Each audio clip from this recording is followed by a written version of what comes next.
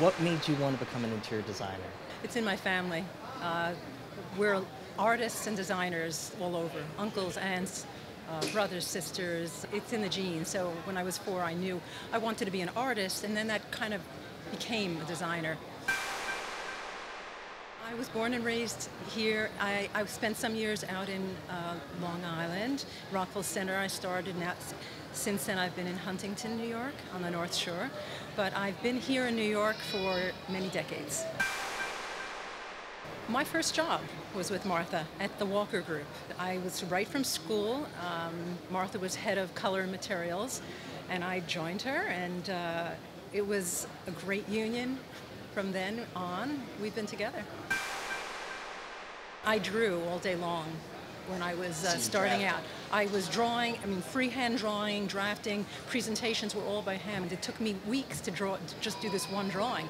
Now I see people doing them in a snap with CAD. What I actually have started doing is having the base done by computer and doing the finishing touches by hand. I just like the human touch on any drawing. Being able to take a line and just the way you touch or turn your pencil or press, there's a personality in that, and that's kind of missing today, I have to say. Now I've really become into CAD.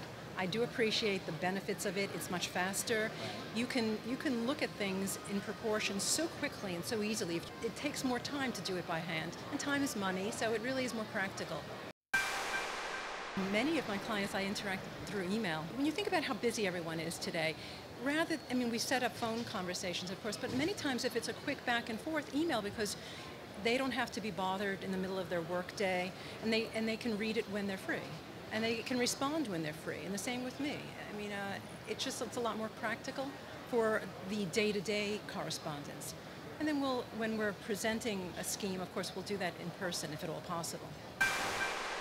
I think that art is central to the way we think. Many times, I have a project I'm working on right now where it's an 8-room apartment, and we are choosing the art before we design the furniture with the apartment. The art is many times central to where we're going. If you can take a piece of artwork, and that could be the inspiration for the room or the apartment even. Some clients are a little insecure about art and have never done it before. Others are very savvy, and I will just work with their art.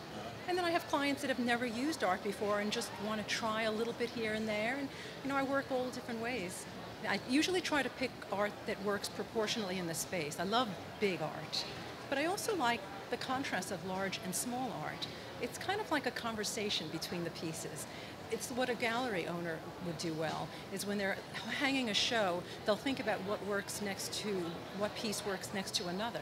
And it's not just an arbitrary thing. There is a conversation between pieces of art.